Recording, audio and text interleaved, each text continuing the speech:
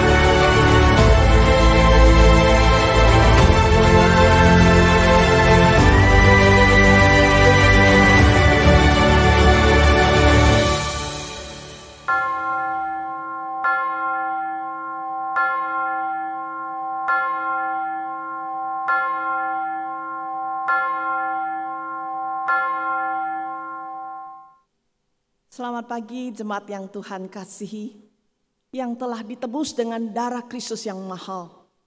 Roh Tuhan sudah mempersatukan kita. Mari bersama-sama kita menyembah Tuhan, Juru Selamat kita. Saya mengundang kita bangkit berdiri, kita akan tenangkan diri sejenak dan mengambil saat teduh.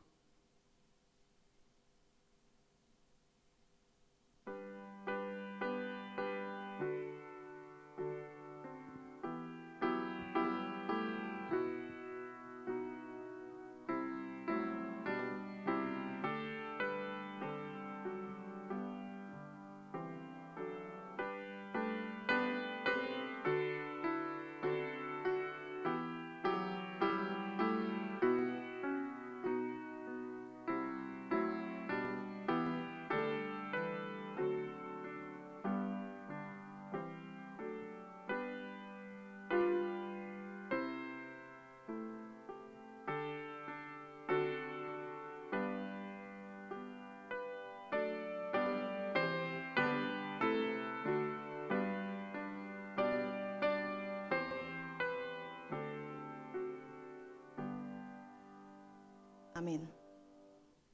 Ibadah pagi ini kita adakan dengan pengakuan bahwa pertolongan kita datangnya dari Tuhan yang menciptakan langit dan bumi. turunlah atas kita sekalian anugerah dan damai sejahtera dari Allah Bapa, Putra, dan Roh Kudus. Amin.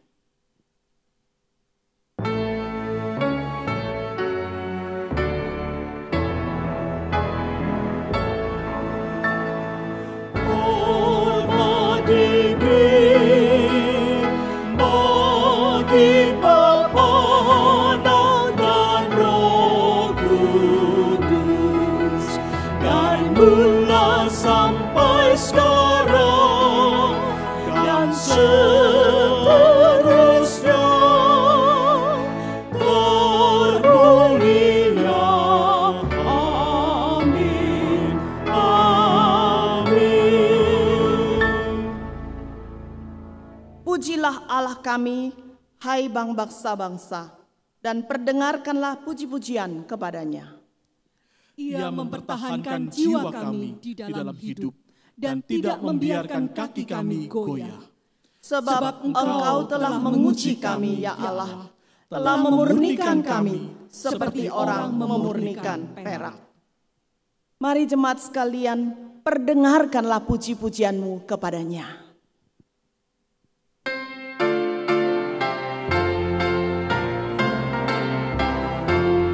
Datang menyembah Raja yang mulia, ku mau memuji dan tahan kasih-Nya. Kuasa-Nya besar, kasih-Nya ajaib, malaikat surga memuji Dia. Engkau layak, Pencipta, Engkau layak, Juru Selamat, Engkau layak, layak ditinggikan, layak disembah puji. Katakan Dia layak disembah dan dipuji.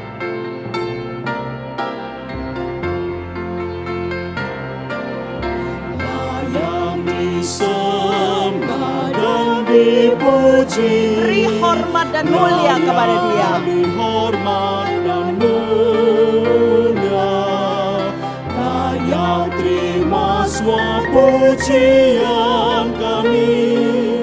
Layak terima persembahan kami. Engkau layak, Bapa Pencipta, Engkau layak, Juru Selamat, Engkau layak, layak ditinggikan, layak disembah. Katakan Engkau layak.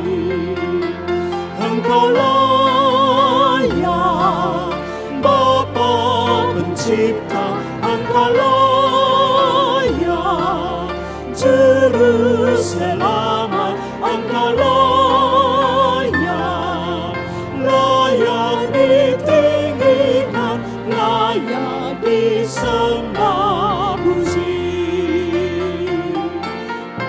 layak disembah puji. Kita berdoa. Engkau sungguh Tuhan yang layak kami sembah dan puji. Engkau bukan hanya pencipta langit dan bumi dan menciptakan kami, tetapi Engkau juga menyelamatkan kami. Engkau juru selamat kami, Engkau Allah kami, Engkau penolong kami, Engkau pemelihara hidup kami. Tuhan, kadang kami lupa bahwa Engkau adalah segala-galanya bagi hidup kami. Ampuni kami Tuhan, sucikan hati dan pikiran kami, supaya pagi ini kami layak datang ke hadapan Tuhan dan boleh menyembah Engkau di dalam roh dan kebenaran. Tahirkan kami Tuhan, supaya tidak ada dosa yang menghambat kami datang menyembah Engkau. Berkatilah ibadah dari awal sampai pada akhirnya. Di dalam nama Tuhan Yesus kami bersyukur dan berdoa. Amin. Mazmur 31 ayat 21 dan 24 berbunyi demikian. Terpujilah Tuhan, sebab kasih setianya ditunjukkannya kepadaku dengan ajaib pada waktu kesesakan. Kuatkanlah dan teguhkanlah hatimu, Hai semua orang yang berharap kepada Tuhan. Jemaat dipersilakan duduk. Saudara, pada waktu kesesakan, permasalahan yang berat menimpa kita, Allah telah dan akan menyatakan kemurahannya yang ajaib. Oleh sebab itu pakailah bibir, lidah saudara untuk senantiasa memuji kepada Dia.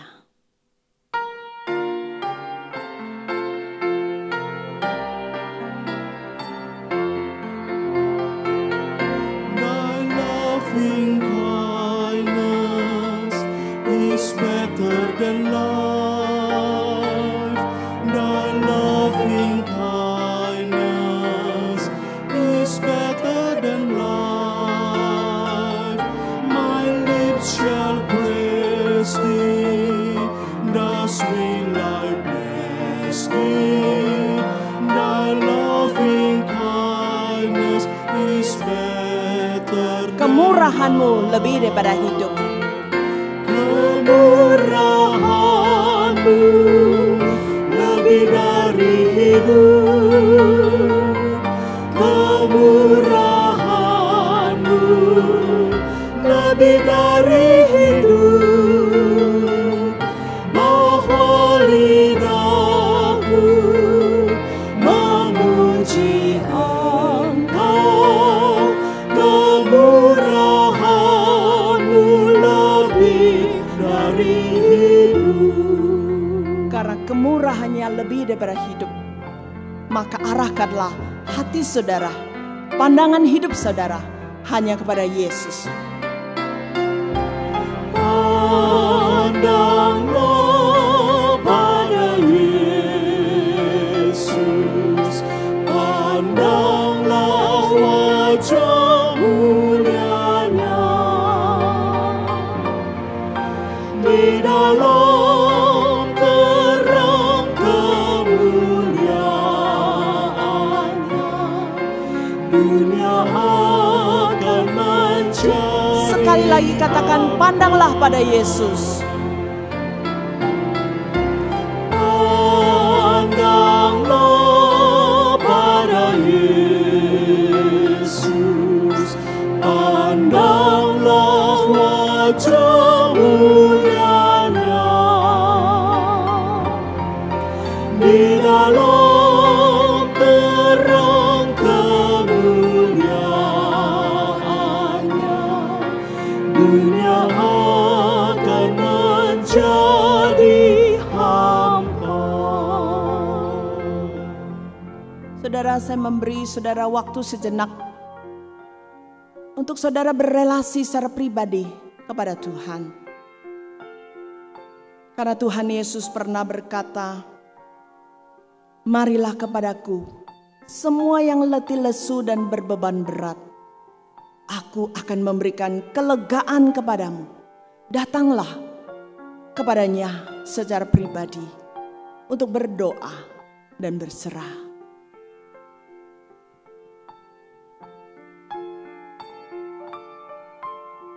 Apapun menjadi pergumulan saudara, katakan kepada Dia. Dia hadir di tempat saudara, Dia akan menolong saudara.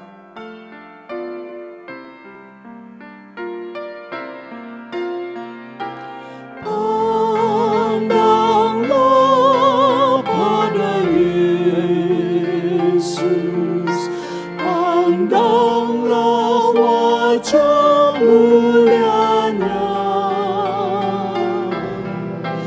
Di dalam terang kemuliaannya, dunia akan menjadi hampa.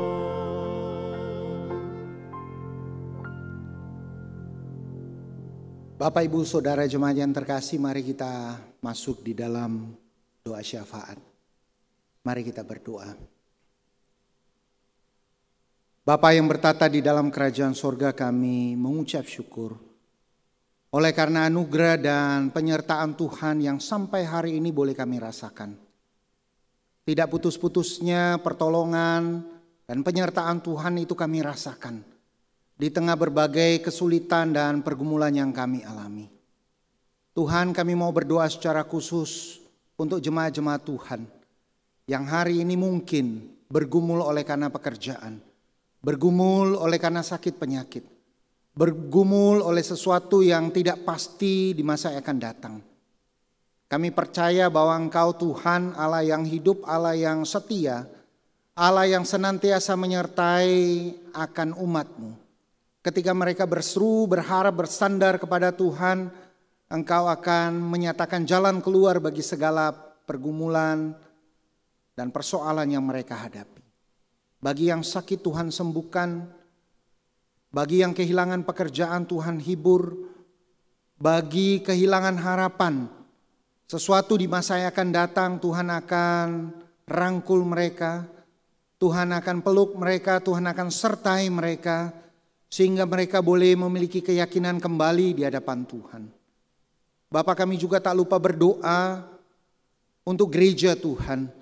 Kami berdoa di tengah-tengah situasi dan kondisi seperti ini, kiranya kehadiran gereja boleh sungguh menghibur akan jemaat-jemaat Tuhan.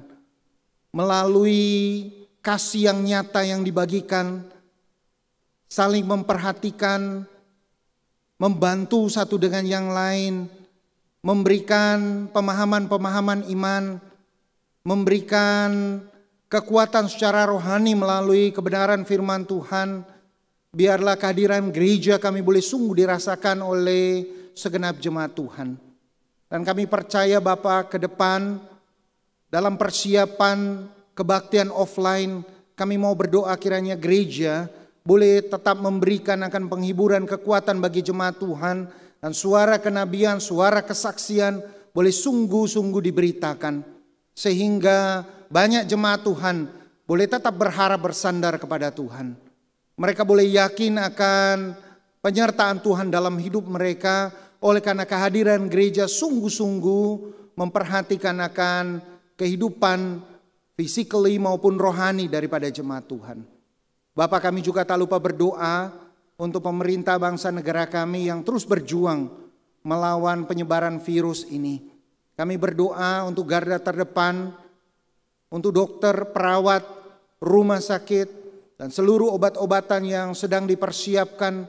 Kiranya Tuhan akan pakai semuanya itu untuk mengantisipasi akan penyebaran virus ini. Karena kami tahu ada upaya-upaya yang dilakukan oleh orang-orang tertentu, oleh lembaga-lembaga tertentu untuk menciptakan antivirus untuk virus corona ini. Dan kami berdoa kiranya usaha mereka Tuhan berkati, sehingga menghasilkan antivirus yang dapat melawan penyebaran virus corona ini. Tuhan, biarlah kebijakan pemerintah dengan segala aturan protokol boleh ditaati oleh seluruh masyarakat Indonesia, sehingga ini akan perlahan-lahan mengantisipasi penyebaran yang terus terjadi belakangan ini. Bapak, kami percaya ketika kami berseru berserah kepada Tuhan di dalam doa, Engkau akan mendengarkan dan menjawab seturut dengan kehendak-Mu. Berikan kepekaan kepada setiap kami untuk boleh mendengar, menjalani dan menghidupi akan jawaban doa yang boleh kami naikkan hari ini. Dan biarlah seluruh pokok doa yang boleh kami naikkan ini akan kami sempurnakan dengan doa agung. Doa yang telah diajarkan oleh Tuhan Yesus Kristus kepada murid-murid 2000 tahun yang lalu, yang hari ini akan kami ucapkan secara bersama-sama. Bapa kami yang di sorga, dikuduskanlah nama-Mu, datanglah kerajaan-Mu, jadilah kehendak-Mu di bumi seperti di sorga. Berikanlah kami pada hari ini makanan kami yang secukupnya, dan ampunilah kami akan kesalahan kami, seperti kami juga mengampuni orang yang bersalah kepada kami. Dan jangan membawa kami ke dalam pencobaan, tetapi lepaskanlah kami daripada yang jahat, karena Engkau yang punya kerajaan dan kuasa dan kemuliaan dan sampai selama-lamanya. Amin. Jemaat sekalian, kita tetap berdiri, kita akan mengakui pengakuan iman kita bersama gereja di segala tempat dan di segala abad. Pengakuan iman rasuli. Aku percaya kepada Allah, Bapa yang Maha Kuasa, Khalik langit dan bumi, dan kepada Yesus Kristus anaknya yang tunggal Tuhan kita, yang dikandung dari Roh Kudus, lahir dari anak darah Maria, yang menderita sengsara di bawah pemerintahan Pontius Pilatus, disalibkan, mati dan dikuburkan, turun ke dalam kerajaan maut. Pada hari yang ketiga, bangkit pula dari antara orang mati, naik ke surga, duduk di sebelah kanan Allah, Bapa yang Maha Kuasa. Dan dari sana ia akan datang untuk menghakimi orang yang hidup dan yang mati. Aku percaya kepada Roh Kudus, gereja yang kudus dan am, persekutuan orang kudus, pengampunan dosa, kebangkitan tubuh, dan hidup yang kekal. Amin. Silakan duduk. Sebentar lagi kita akan mendengarkan firman Tuhan. Siapkan hati saudara, kita akan menyanyikan Bapa Surgawi. Saudara, tatkala bencana menimpa kita, apa dan bagaimana respons kita? Apakah kita bertanya mengapa Tuhan, dan kemudian kita menyalahkan Dia?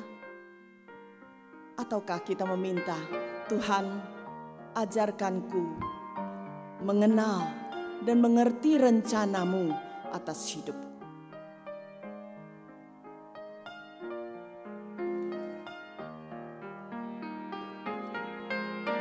Bapa Surgawi, ajarku mengenal betapa dalamnya kasih-Mu.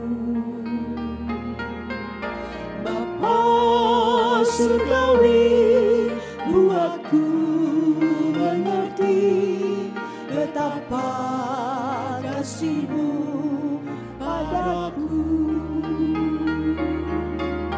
Semua yang terjadi di dalam hidupku, ajarku menyadari Kau selalu sertaku. Beri hatiku selalu bersyukur padamu, karena rencana-Mu indah bagiku.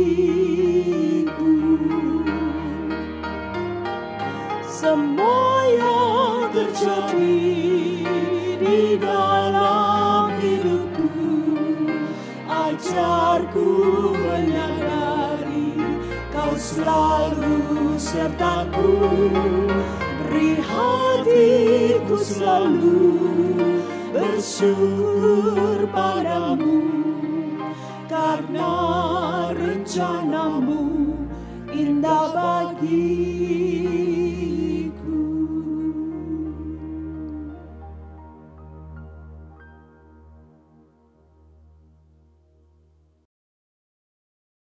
Jemaat yang dikasihi Tuhan, mari kita memulai menyambut firman Tuhan di dalam doa. Kita satukan hati berdoa.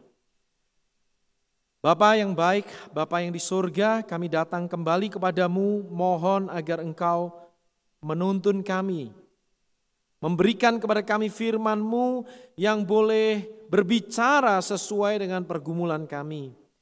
Roh Kudus kiranya menerangi hati dan pikiran kami, supaya ketika kami membaca, kami mengerti. Ketika kami mendengar, kami boleh menyambutnya dengan sukacita.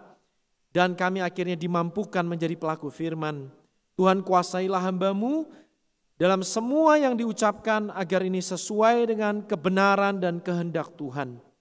Kami serahkan waktu pemberitaan firman Tuhan ini sepenuhnya hanya di dalam tangan Tuhan Yesus Kristus, Juru Selamat kami. Amin. Jemaat yang dikasihi oleh Tuhan, hari ini kita akan berbicara satu tema, yaitu berkat di balik bencana. Sungguh dikasihi oleh Tuhan, saat ini kita sedang hidup dalam sebuah periode sejarah yang langka dan luar biasa. Bukan sesuatu yang sering terjadi masa pandemi seperti ini. Luar biasa karena hampir seluruh dunia umat manusia terdampak. Ada yang terdampak secara ekonomi, kehilangan pekerjaan, menurunnya penghasilan, bahkan kebangkrutan tiba-tiba. Dan ada banyak yang mengalami dampak secara emosi, stres, kesepian, bahkan depresi di tengah ketidakpastian hidup. Beberapa yang lain mengalami dampak secara fisik, terinfeksi oleh virus, sakit, bahkan meninggal dunia. Dan yang mengerikan adalah sebagian orang harus mengalami kombinasi di antara semuanya. Baik itu penderitaan secara fisik, emosi, dan juga ekonomi. Bahkan ada aspek-aspek lainnya. Sungguh ini kasih Tuhan, nah saya sangat percaya suatu saat nanti di masa depan kalau Tuhan masih memberikan kesempatan kita hidup, kita akan mengenang masa ini sebagai sebuah masa yang sangat berkesan. Bisa berkesan positif, bisa berkesan negatif. Tapi ini akan menjadi kenangan yang luar biasa, saudara-saudara. Salah satu bencana terbesar yang pernah terjadi dalam sejarah umat manusia. Nah, di dalam situasi seperti ini memang ada banyak orang-orang Kristen, anak-anak Tuhan yang bertanya-tanya, apa sebenarnya maksud tujuan Tuhan mengizinkan penderitaan di balik pandemi COVID-19 ini. Nah, ada banyak perspektif teologis, namun hari ini keyakinan saya dan yang menjadi fokus saya adalah bahwa saya percaya ada berkat Tuhan di balik bencana ini. Kalau Anda mau menyebutnya dalam tanda petik bencana. Ada blessing in disguise. Ada sesuatu yang baik di tengah hal-hal yang tidak baik yang terjadi saat ini.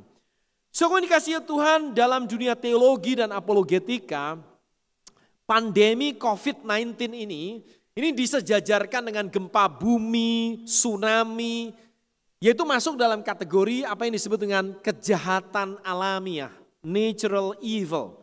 Yang dikontraskan dengan kejahatan moral yang diakibatkan oleh agen bebas, misalnya manusia. Mencuri, membunuh, itu kejahatan moral. Tapi pandemi COVID-19 ini adalah kejahatan alamiah seperti tsunami, bencana alam lainnya. Nah saudara, saya percaya bahwa di balik kejahatan alamiah ini ada kebaikan yang Tuhan juga sedang kerjakan secara khusus bagi orang-orang yang mengasihi Dia. Sungguh yang dikasihi Tuhan, untuk mengenal berkat di balik bencana ini, kita akan mengingat satu bagian firman Tuhan. Ya, Allah turut bekerja dalam segala sesuatu untuk mendatangkan kebaikan bagi mereka yang mengasihi Dia. Roma 8 ayat 28. Ini adalah satu ayat yang terkenal, yang seringkali dijadikan mantra oleh orang-orang Kristen, saudara-saudara, untuk kemudian menghibur diri di tengah penderitaan. Tetapi justru karena ayat ini terkenal, kita justru harus berhati-hati. Karena sesuatu yang terkenal, kita seringkali asumsikan sudah kita pahami. Ya, banyak istilah-istilah di dalam dunia ini yang terkenal, kita tahu, vocabulary itu, kita pikir kita mengerti, tapi kalau kita selidiki lebih dalam, kita salah memahaminya. Soalnya dikasih Tuhan, supaya kita tidak salah paham dengan apa yang dimaksudkan oleh Roma 8 ayat 28, bahwa Allah turut bekerja dalam segala sesuatu untuk mendatangkan kebaikan bagi orang-orang yang mengasihi, maka lebih baik kita membaca teks ini tidak berhenti di ayat 28, tapi hingga ayat yang ke-30. Nah, izinkan saya membacakannya bagi kita untuk kita berusaha memikirkan apa kebaikan yang Tuhan sedang kerjakan di balik semua peristiwa termasuk di balik pandemi ini. Ayat 28 hingga 29 dan 30 Roma pasal yang ke-8. Saya bacakan. Kita tahu sekarang bahwa Allah turut bekerja dalam segala sesuatu untuk mendatangkan kebaikan bagi mereka yang mengasihi Dia, yaitu bagi mereka yang terpanggil sesuai rencana Allah. Sebab semua orang yang dipilihnya dari semula, mereka juga ditentukannya dari semula untuk menjadi serupa dengan gambaran anaknya, supaya ia, anaknya itu, menjadi yang sulung di antara banyak saudara. Ayat 30. Dan mereka yang ditentukannya dari semula, mereka itu juga yang dipanggilnya. Dan mereka yang dipanggilnya, mereka itu juga yang dibenarkannya. Mereka yang dibenarkannya, mereka itu juga yang dimuliakannya. Syukur dikasihi oleh Tuhan Yesus, bagian firman Tuhan ini selain berbicara tentang ordo keselamatan, ordo salutis dalam dunia teologi, bagian firman ini sebenarnya juga menyatakan kepada kita bahwa ada dua berkat yang pasti terjadi dalam semua orang yang mengasihi Tuhan. Ada dua berkat yang pasti diberikan oleh Tuhan bagi semua orang yang mengasihi Dia. Nah, semua kebaikan-kebaikan yang lainnya selain dari dua yang akan saya bahas ini, semua kebaikan dan berkat yang lainnya bersifat tidak pasti. Misalnya, izinkan saya berbicara terlebih dahulu tentang kebaikan-kebaikan yang tidak pasti. Apakah orang yang mengasihi Tuhan pasti memiliki umur panjang? Jawabannya tidak pasti. Ada orang yang mencintai Tuhan umurnya panjang, ada orang yang mencintai Tuhan mati muda. Kain jahat, Habel benar, tapi Habel mati duluan. Saudara yang dikasihi Tuhan, apakah orang yang mengasihi Tuhan pasti terbebas dari sakit penyakit? Tidak. Ya, tampaknya Paulus sendiri juga bergumul dengan sakit penyakit. Dan bukan hanya itu, saudara yang dikasihi Tuhan, tetapi juga tokoh-tokoh Alkitab banyak yang bergumul. Orang-orang Kristen dalam sepanjang sejarah. Apakah orang yang mengasihi Tuhan pasti memiliki bisnis pekerjaan yang lancar? Tidak pasti. Apakah orang yang mengasihi Tuhan pasti memiliki anak-anak yang baik dan membanggakan? Tidak pasti. Apakah orang yang mengasihi Tuhan pasti akan mendapatkan reputasi dan pengakuan dari dunia? Tidak pasti. Saudaraku yang dikasihi oleh Tuhan, semua itu tidak pasti diterima oleh semua orang yang mengasihi Tuhan. Jelas bahwa ada orang-orang Kristen tertentu yang diberkati Tuhan dengan kesehatan, kekayaan, kepandaian, kesuksesan, keluarga yang baik, pelayanan yang berhasil dan berdampak. Tetapi tidak semua orang. Saudara, mengapa demikian? Karena sebenarnya rencana dan berkat dan kepercayaan Tuhan itu berbeda-beda bagi setiap kita. Dan selain ada faktor Tuhan, juga ada faktor tanggung jawab manusia. Kalau kita malas-malasan, cukup wajar kalau kita miskin, bukan? Jadi saudaraku yang dikasihi Tuhan, berkat-berkat yang tadi saya sebutkan itu adalah sesuatu yang tidak pasti dialami oleh semua orang Kristen, termasuk semua orang yang mengasihi Tuhan. Tetapi ada dua berkat yang pasti kalau kita mengasihi Tuhan. Saudara yang dikasihi Tuhan, dua berkat yang pasti itu adalah kita bisa lihat di dalam ayatnya yang ke-29. Berkat yang pertama adalah berkat yang kita alami masa kini. Ya, tadi dikatakan ayat 28, kita tahu sekarang bahwa Allah turut bekerja dalam segala sesuatu termasuk pandemi ini, untuk mendatangkan kebaikan bagi mereka yang mengasihi Dia. Nah, kebaikan yang pertama yang kita pasti alami adalah ayat 29, dikatakan sebab semua orang yang dipilihnya dari semula, mereka juga ditentukannya dari semula untuk menjadi serupa dengan gambaran anaknya. Kebaikan yang pasti diterima oleh orang yang mengasihi Tuhan adalah transformasi kehidupan. Kita diubah menjadi semakin serupa dengan Yesus Kristus. Hidup kita yang mengasihi Tuhan akan diubah menjadi semakin serupa dengan Yesus. Kita menjadi orang-orang yang karakternya semakin indah dan semakin memancarkan Kristus. Saudara, ini adalah berkat atau kebaikan pertama yang dialami masa kini oleh semua orang Kristen yang mengasihi Tuhan. Masalahnya adalah saya menduga tidak semua kita terlalu gembira ketika mendengarkan berkat ini. Tadi sudah mungkin bertanya berkatnya apa yang pertama ya. Setelah tahu ini adalah transformasi hidup, makin serupa dengan Kristus, enggak terlalu antusias. Mungkin di antara kita menantikan berkat yang lain. Jadi kita tidak terlalu antusias. Itu ya berkatnya ya. Saudara, tidak semua kita merindukan itu. Tetapi kalau kita adalah orang yang bertumbuh di dalam Tuhan, kita sewajarnya merindukan keserupaan dengan Kristus. Walaupun seringkali kita waktu bangun pagi ya, atau setelah bertahun-tahun punya bisnis tertentu, pekerjaan tertentu, yang kita evaluasi itu biasanya pekerjaan, keuangan, bagus-bagus keluarga. Tapi kita jarang loh mengevaluasi karakter kita. Apakah semakin serupa dengan Kristus? Jarang bukan? Saya dikasihi Tuhan, tetapi melalui firman Tuhan ini kita diingatkan. Semua berkat yang lainnya tidak pasti. Semua kebaikan-kebaikan yang lainnya tidak pasti, tetapi kebaikan transformasi hidup semakin serupa dengan Kristus itu pasti bagi semua orang yang mengasihi Tuhan. Kalau kita mengasihi Tuhan, maka kita akan diubah semakin mirip dengan Tuhan. Itu pasti. Sungguh dikasihi oleh Tuhan, dan kita harus oleh karenanya mengubah orientasi hidup kita. Apa yang kita kejar dalam hidup ini. Di dalam 1 Timotius 6 ayat 9, Paulus berbicara tentang begitu banyak orang yang ingin kaya. Tetapi mereka yang ingin kaya terjatuh ke dalam pencobaan, ke dalam jerat, ke dalam berbagai nafsu yang hampa dan yang mencelakakan. Yang menenggelamkan manusia ke dalam keruntuhan dan kebinasaan. Mereka yang ingin kaya.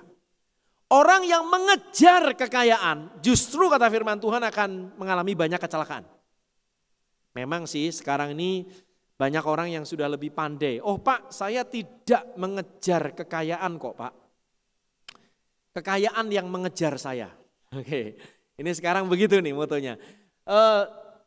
Seringkali dikatakan jangan bekerja demi uang. Biarkan uang bekerja demi kita. Saudaraku, oke, saya akui ada kebenaran di dalamnya dalam hal tertentu. Ya, karena kita harus cerdas dalam bekerja. Saudara. Nah, ada banyak orang yang misalnya suka investasi dan lain sebagainya, melihat bahwa kita harus menjadikan uang bekerja untuk kita, bukan kita bekerja untuk uang. Oke, itu tentang cara bekerja yang cerdas. Nah, saya tidak melawan hal itu, ada kebenaran di dalamnya. Tetapi ayat ini tidak berbicara tentang cara bekerja. Ayat ini berbicara lebih tentang hati kita, apa yang sebenarnya menjadi orientasi kerinduan kita yang terdalam. Kalau kita mencintai kekayaan, kita justru akan mengalami banyak siksaan. Dan itulah sebabnya ayat yang ke-11 mengingatkan kita, 1 Timotius 6 ayat 11, Paulus berkata, setelah mereka yang ingin kaya atau mengejar kekayaan, ayat 11 mengatakan, tetapi engkau hai manusia Allah, jauhilah semuanya itu, kejarlah keadilan, ibadah, kesetiaan, kasih, kesabaran, dan kelembutan. Inilah yang harus kita kejar. Karakter-karakter yang mencerminkan Kristus. Orientasi kita adalah hidup dalam kekudusan, diubahkan semakin serupa dengan Kristus. Dan ketika kita melihat bahwa hidup ini, semua peristiwa yang terjadi dalam hidup kita, mengarahkan kita untuk menjadi serupa dengan Kristus, maka kita lebih rela mengalami penderitaan. Asal penderitaan itu mengubah kita semakin serupa dengan Kristus. Beberapa waktu yang lalu, saya sengaja kontak secara personal dengan belasan teman-teman saya, berada di dalam negeri maupun luar negeri, di kota maupun di desa. Sengaja saya WA mereka secara personal dan sengaja saya ambil sampel yang berbeda-beda daerahnya. Ya, saya tanya satu hal, apa berkat Tuhan yang kamu alami di balik pandemi COVID-19 ini? Dan mereka semua balas saya via WA. Saya buatkan tabel Excel-nya supaya saya bisa copy paste, lalu saya buat kategori berkatnya. Nah, saya menemukan ada beberapa kategori. Saya ingin bacakan beberapa di antaranya. Kategori yang paling sering disebut salah satunya adalah keluarga. Berkat Tuhan adalah saya memiliki waktu lebih banyak dengan keluarga.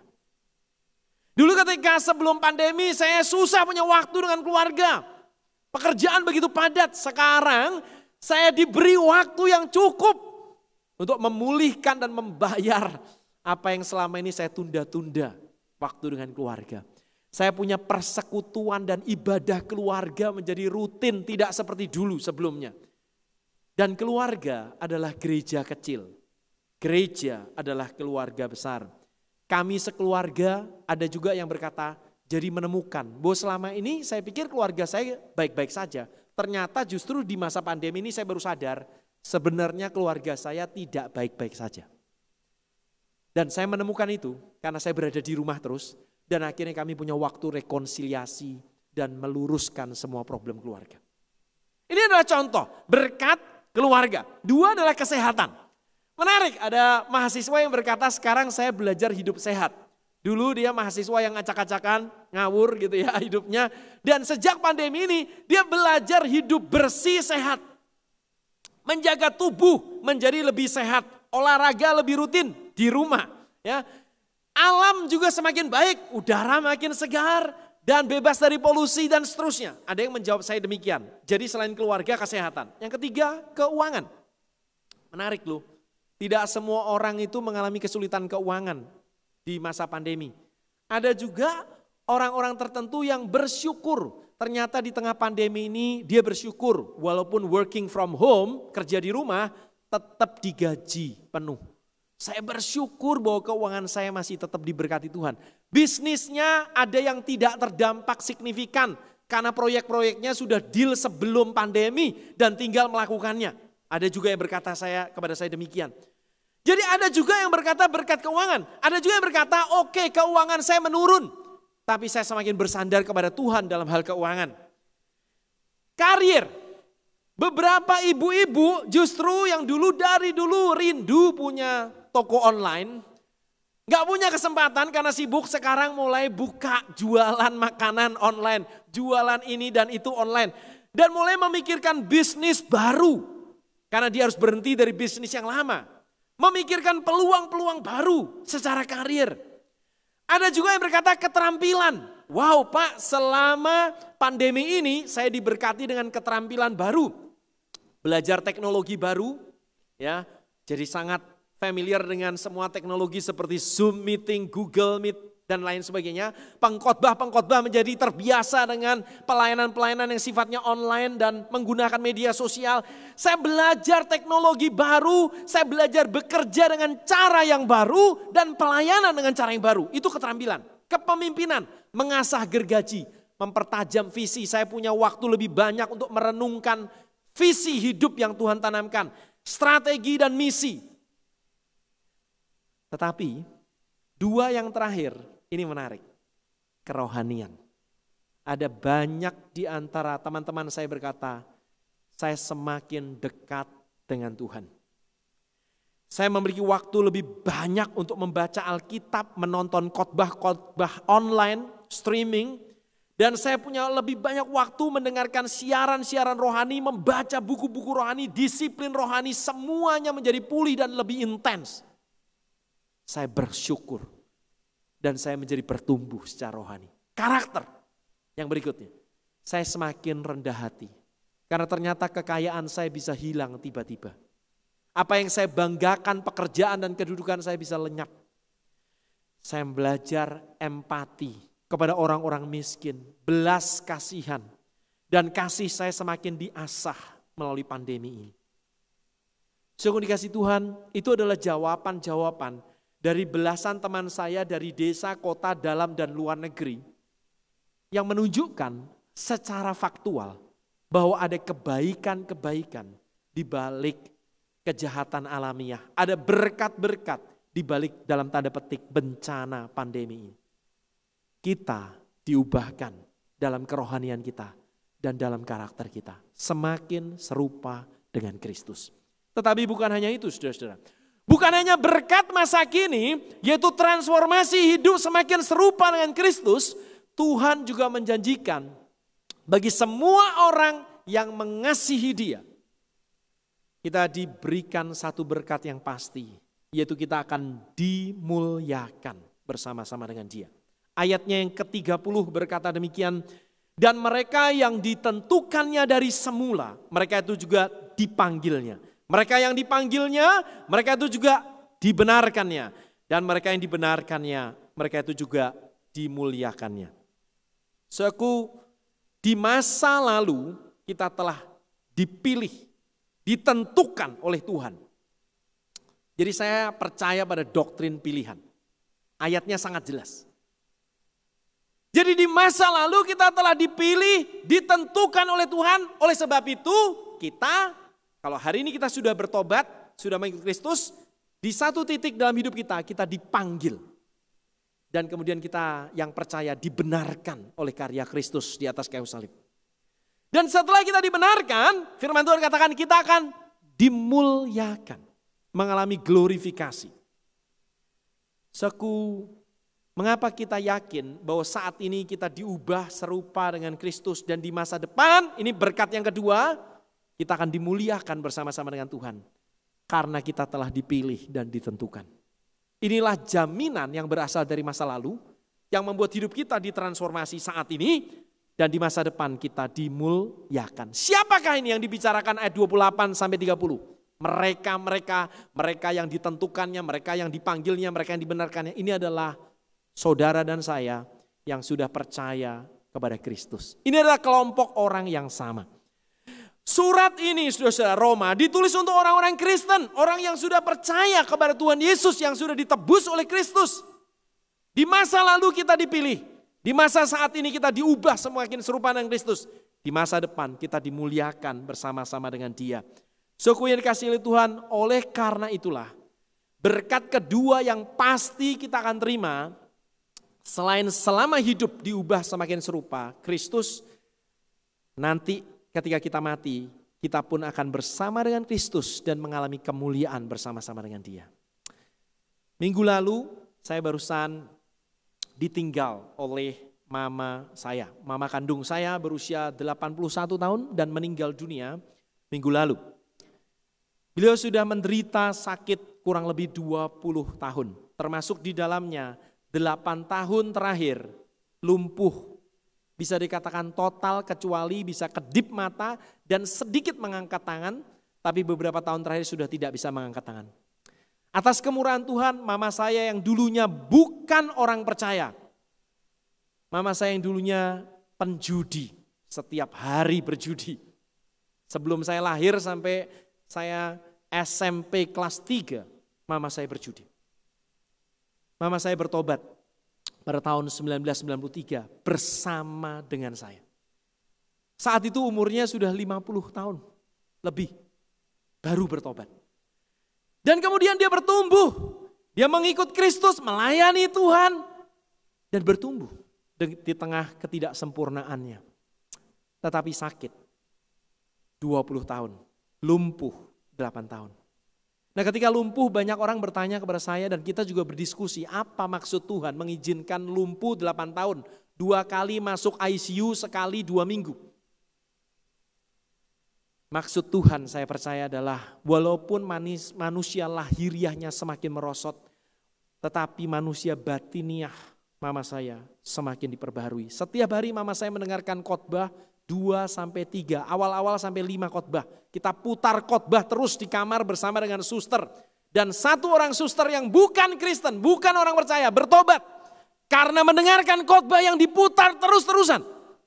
Yang kedua, dan suster-suster lainnya, karena tiap 2 tahun ganti suster, karena susternya sekolah studi lanjut perawat, dan memang komitmennya masing-masing suster 2 tahun. Suster-suster lainnya saya berikan bacaan-bacaan rohani, mendengarkan khotbah dan merasakan pertumbuhan. Dan mama saya di tengah penderitaannya yang hanya bisa kedip mata, ketika saya tanya apakah mama tetap bersyukur dan beriman kepada Tuhan Yesus, dia selalu menjawab, saya katakan kalau iya kedip mata mah, dia selalu mengedipkan mata. Tidak pernah gagal melakukan itu di tengah lumpuhnya. Jadi saya tahu bahwa dia bertumbuh secara rohani di tengah kelumpuhan fisik. Mendengarkan khotbah setiap hari, ratusan khotbah dia dengarkan. Dan dia bertumbuh. Saya percaya hari ini selain dia di dalam kelumpuhan itu dia semakin serupa dengan Kristus di dalam batinnya dan hatinya. Saya percaya hari ini dia telah bersama-sama dengan Tuhan. Itulah sebabnya ketika beliau meninggal minggu lalu. Ada kesedihan tetapi ada juga sukacita. Inilah paradoks hidup Kristen. Ketika ada kematian orang yang kita kasih dan dia sudah di dalam Tuhan, ada kesedihan, tetapi ada sukacita. Karena kita tahu bahwa mama, saudara, siapapun orang-orang yang di dalam Tuhan yang Anda kenal, keluarga saudara, ketika mereka meninggal di dalam Tuhan, mereka akan dimuliakan bersama-sama dengan Tuhan. Ini adalah kebaikan yang pasti yang kita alami dan dialami oleh semua yang mengasihi Dia.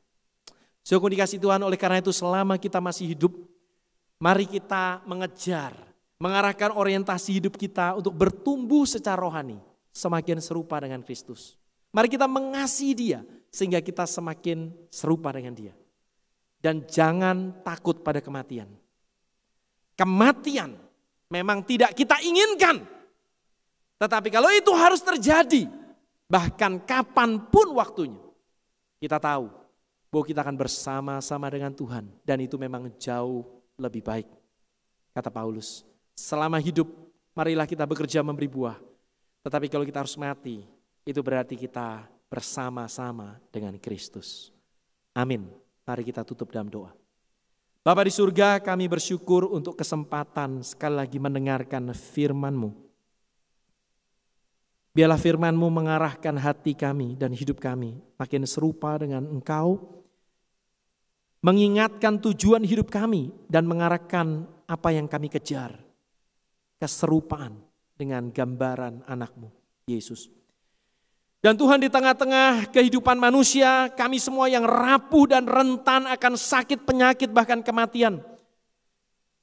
Berikan kepada kami kewaspadaan, tetapi bukan ketakutan. Berikan kepada kami ya Tuhan ketenangan.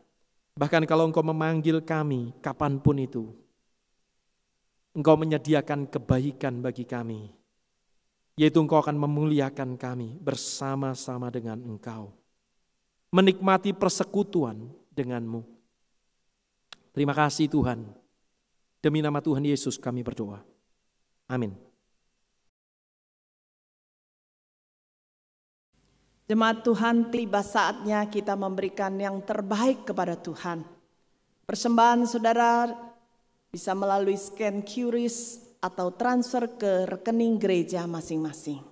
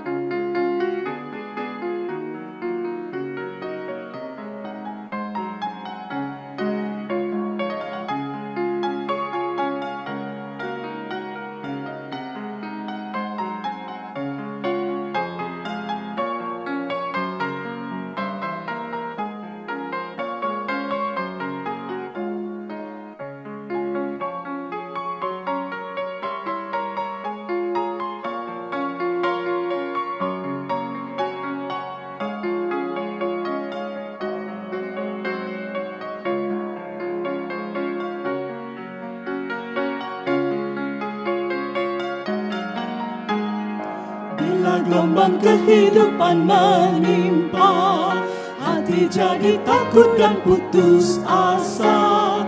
Jangan lupa berkat Tuhan hitunglah, pasti kau tercengang akan karyanya. Hitung berkat satu persatu, dan lihatlah karya Tuhanmu. Hitung berkat satu persatu, hitung berkat yang melimpah padamu. Adakah berat bebanmu menekan, dan salib yang kau pikul melelahkan? Hitung berkatnya pastilah kau lega, kau kan bergirang dan terus memujinya. Hitung berkat satu persatu, dan lihatlah karya Tuhanmu. Hitung berkat satu persatu, hitung berkat yang melimpah pada. Jemaat dipersilakan bangkit berdiri, kita nyanyikan Mandarin. 主的恩典样样都要数，主的恩典都要记清楚。主的恩典样样都有数，必能叫你吸取感谢恩欢呼。Mari kita berdoa. Terima kasih kepada Tuhan yang memberikan kekuatan di masa kami menghadapi banyak masalah, bencana dan kesusahan. Terima kasih Tuhan, ajar kami terus bersandar dan berharap hanya kepada Engkau. Bapa di surga, peganglah kami erat-erat. Kami tidak sanggup berjalan seorang diri. Kami bersyukur untuk ibadah yang sudah kami lakukan. Bahkan kami bersyukur persembahan yang sudah kami lakukan dan akan kami lakukan. Berkati jemaat-Mu, pekerjaan mereka, kesehatan mereka, rumah tangga mereka. Jadikan mereka terus menjadi berkat bagi orang sekitar mereka. Dengar doa kami Tuhan, biarlah segala kemuliaan kembali kepada Engkau. Di dalam nama Tuhan Yesus kami bersyukur dan berdoa. Amin. Bagi Dia satu-satunya Allah yang penuh hikmat, oleh Yesus Kristus, segala kemuliaan sampai selama-lamanya. Amin.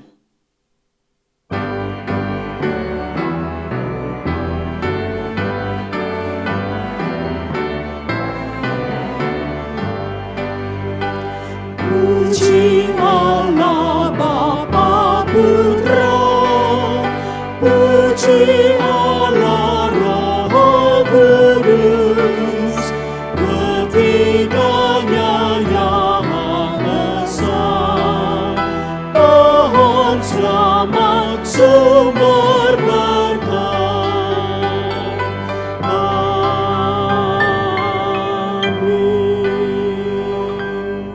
Jemaat yang terkasih, kita akan segera mengakhiri seluruh rangkaian ibadah kita pada pagi hari ini. Arahkanlah hati kita kepada Tuhan dan terimalah berkat dari Tuhan. Kiranya damai sejahtera dari Allah Bapa, kasih yang melimpah-limpah dari Tuhan kita Yesus Kristus, persekutuan, penghiburan, serta tuntunan dari Allah Roh Kudus senantiasa menyertai saudara, mulai dari hari ini sampai selama-lamanya. Amin.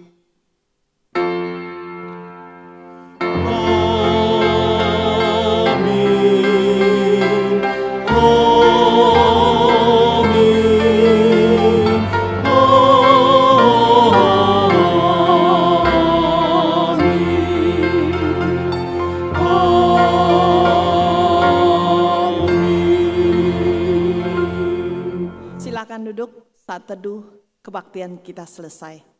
Selamat hari Minggu, Tuhan memberkati saudara.